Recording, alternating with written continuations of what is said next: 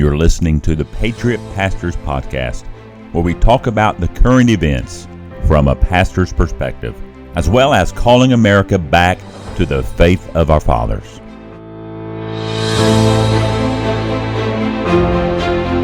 The only thing we have to fear is fear itself.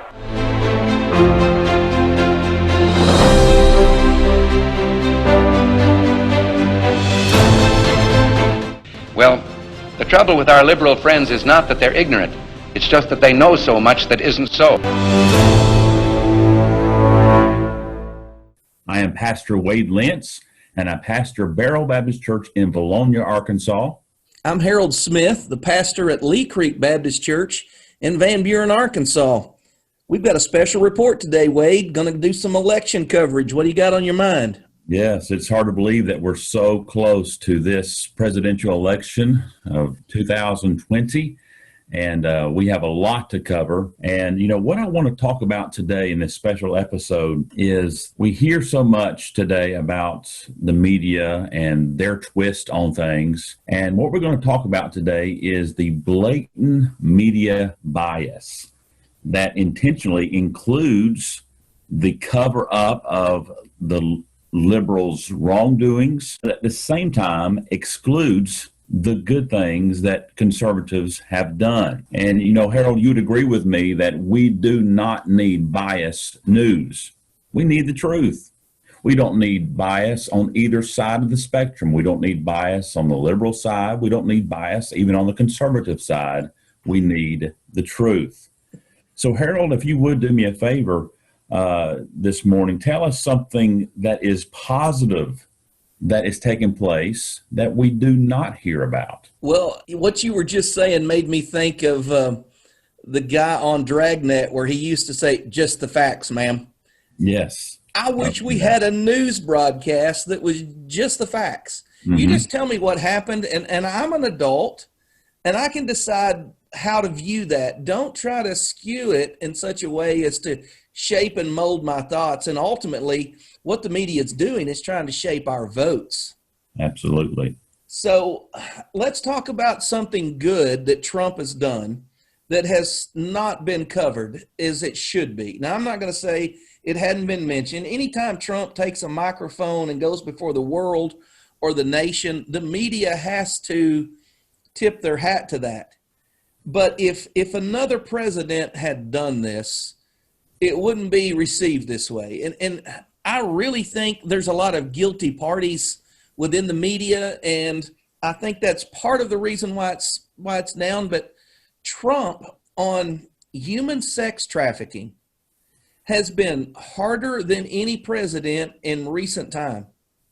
And just to give you some statistics that support this, the U.S. Marshal Service says there are about 421,000 missing children.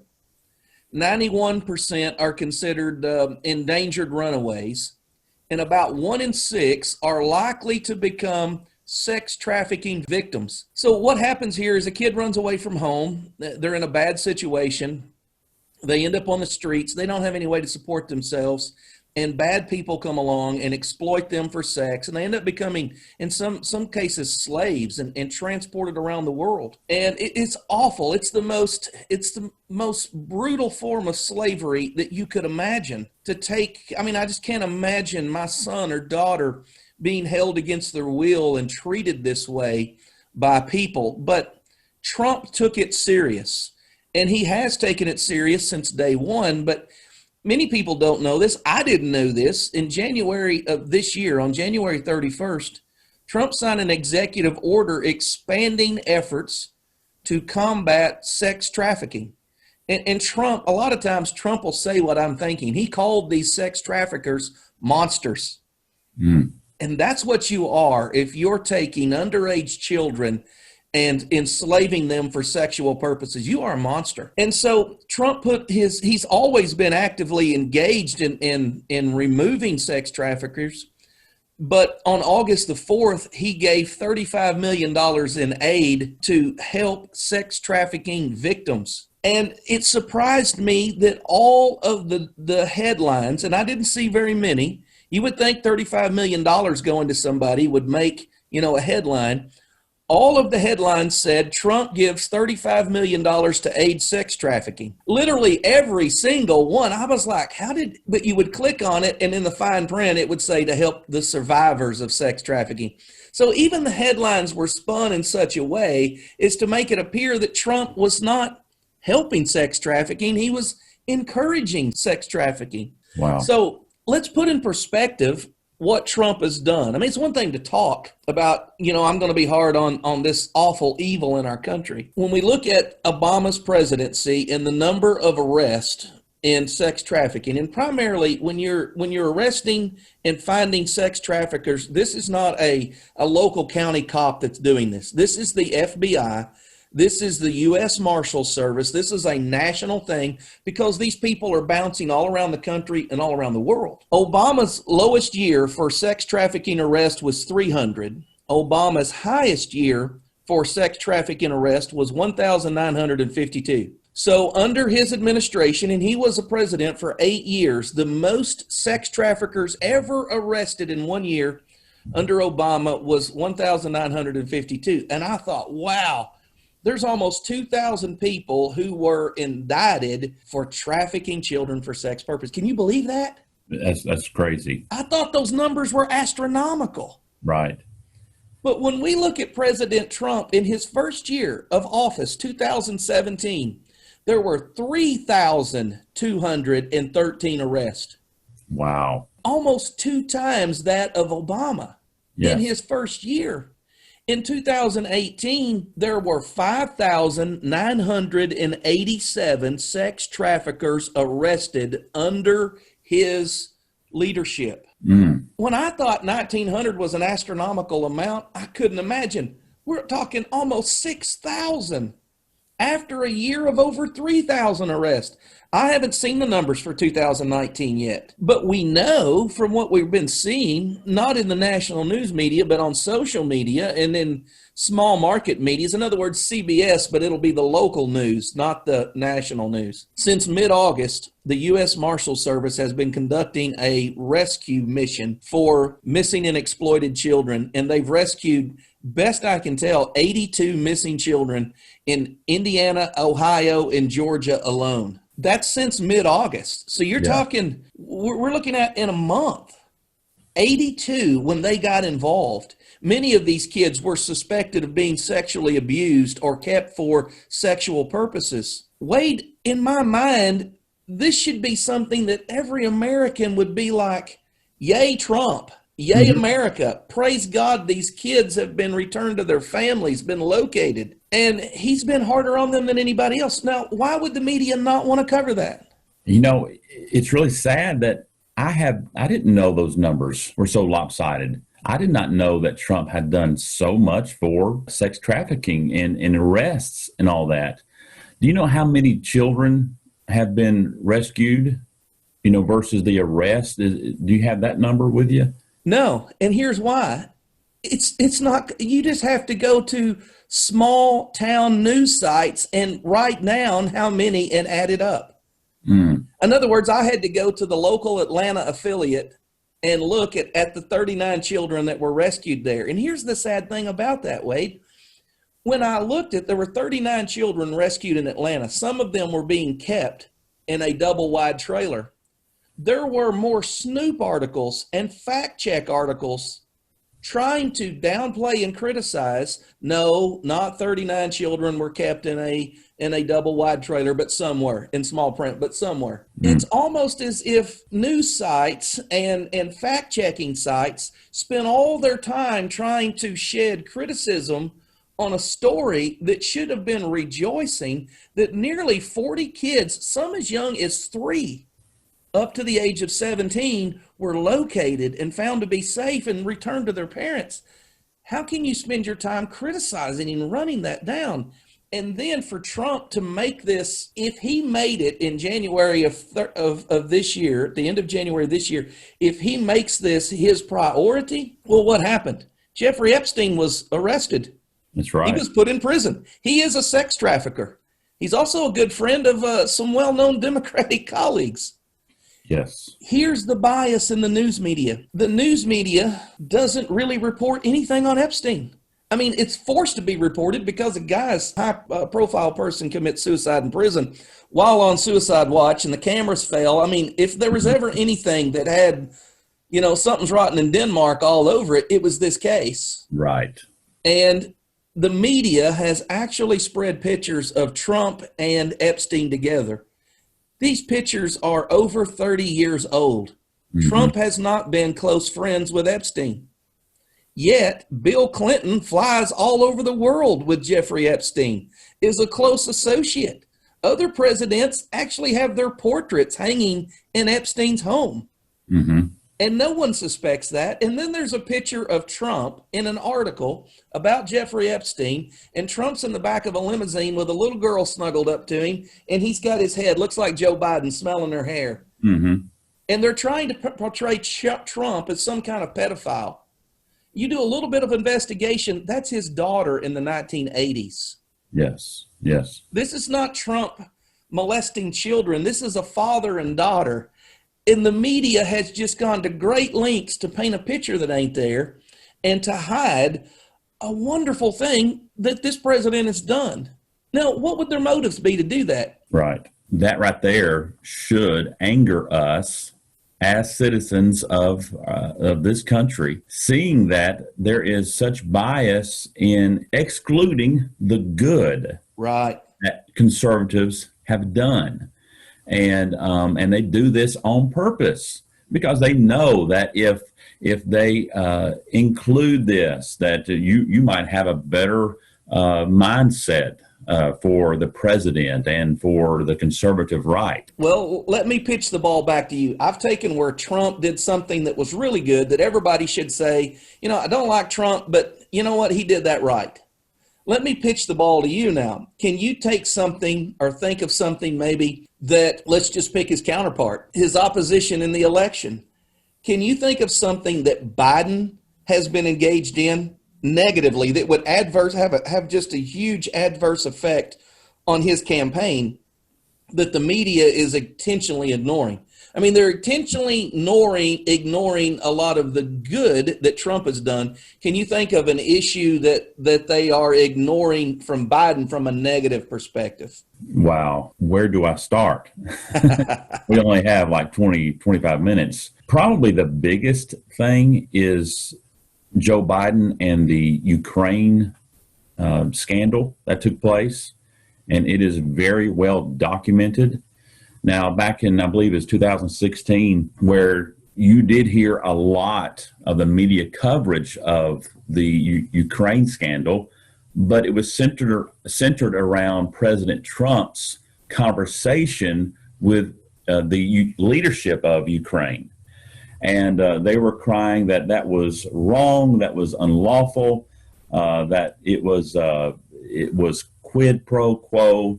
That's a Latin phrase that means favor for favor. And he just asked the leadership of Ukraine to look deeper into this scandal that took place during the Obama administration when Joe Biden was the vice president.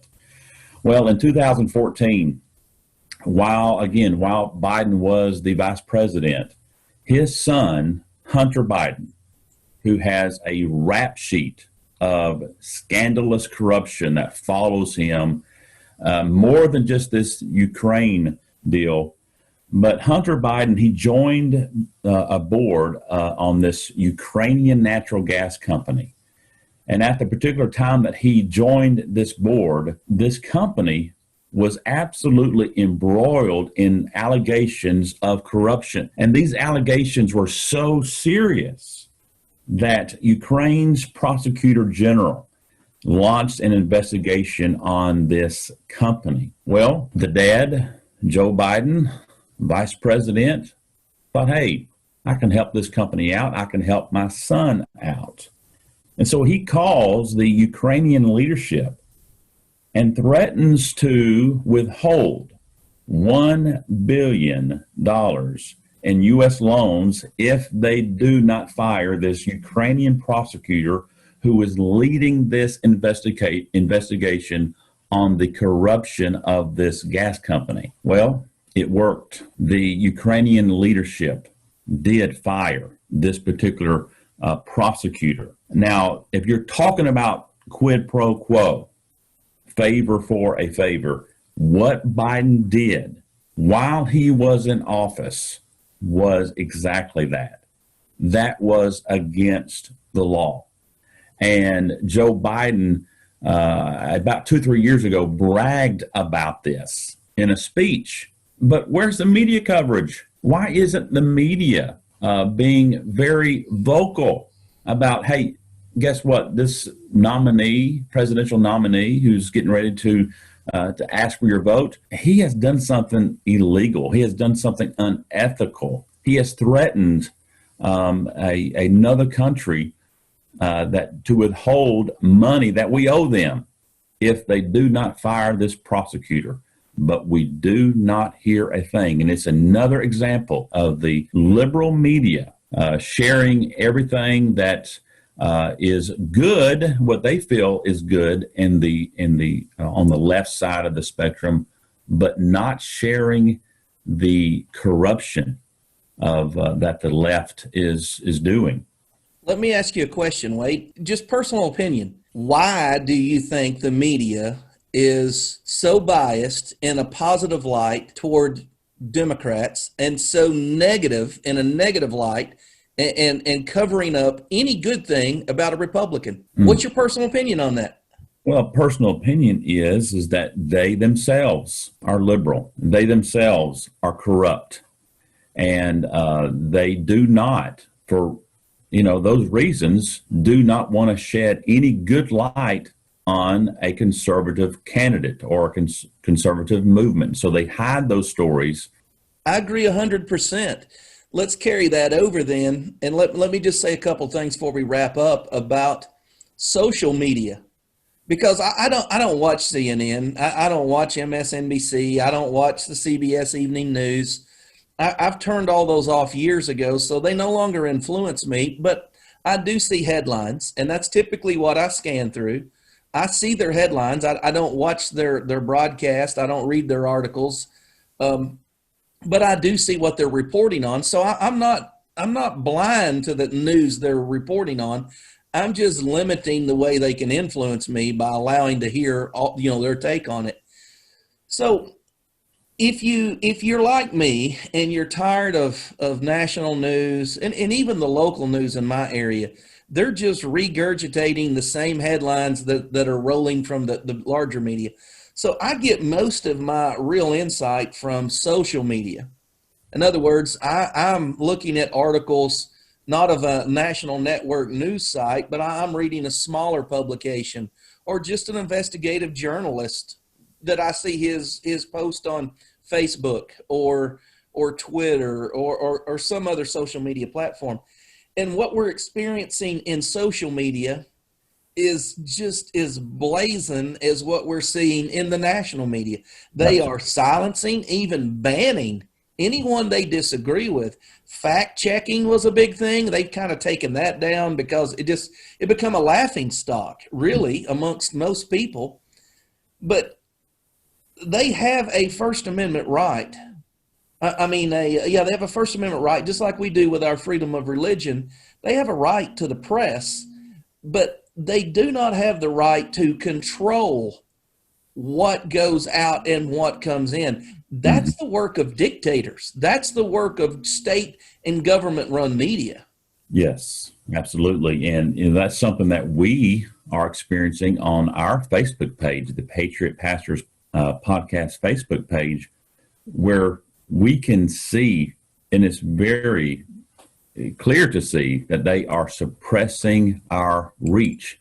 When we share something, very few people are able to see it. It's not showing up on their news feed, and they know what they're doing. They know what this podcast is all about, and they do not want truth to be seen. And so they suppress, they censor, the conservative Facebook pages. And so therefore it does not reach to so many people. They are in control of what news people get. And that is a crying shame. And it's something that needs to be addressed and needs to be taken care of because it's unfair. It's biased. And, there are biblical, I believe, scripture to back up what we're talking about, portraying a false narrative and a biased narrative. And I can't help but think about King David when his own son Absalom rebelled against him. If you remember when David was just removed from the throne, that he prayed to the Lord. He said, Lord, please turn their words into foolishness. He knew that they were spreading lies. He knew that Absalom and his leadership was on purpose not telling the good, but rather telling the bad, and really telling the people of Israel a narrative that they wanted them to believe. It's a very dangerous thing, and that's what we as pastors and churches ought to lead our churches to pray for the media and pray that their words would be turned into foolishness, that people would look past that. And I think for the most part, or for a large part, there is that mindset that people are no longer really taking the news as what it is, but as a biased source that's just simply untrue. Well, as our time's winding down here, let me just throw this out and say something about it. This is an election special. We're not going to do 2 podcasts a week from now on. We're just trying to squeeze in the extra one between now and when the voting occurs on November 3rd. So the question that needs to be answered in light of what I've said about Trump's good side being hidden and what you've said about Biden's dark side being hidden, who will bring about the change in the media so that we do have fair and balanced, just the facts reporting? I'm not even going to ask you because I know if we elect those whom the media is supporting, lying, twisting, propping up, they're not going to get in and go, okay, now that I'm here, we need to bring about change in social media and change about these false stories. We talked recently about the reporting on police shootings and police brutality and how the national media is twisting these stories, leaving out key facts, like that these people were high on drugs and couldn't be restrained by a normal person, And so if we elect Biden, who is intentionally being covered and promoted as something that he's not, every bad side of him, he's not going to get into office and go, we need to have we need to clean up social media. Mm-hmm. So when we're voting, we need to be thinking about who's going to bring change. And we don't want the conservatives to show up and start conservative radio and conservative TV, and it's all conservative in good light and all Democrats in bad light. But we do need some fairness, and it needs to start in social media. If we willfully don't want to turn on the TV, we still should be able to communicate on social media without being interfered and blocked from tech giants. What do you think, Wade? No, I agree. If Biden is elected as president, he's not going to come out on his Twitter account and tweet, get rid of fake news. He will not do that. No, he will be their best friend and they will protect him. And that is a corruption to the umpteenth degree. And we must pray that evil is revealed and that people's minds and hearts are able to receive the truth with meekness. Well, Harold, it's been good once again to do this podcast with you. We want to thank all of those who are listening to this, and we hope and pray that this is a blessing to you and a help to our country as we call our country back to the faith of our fathers. May the Lord bless you.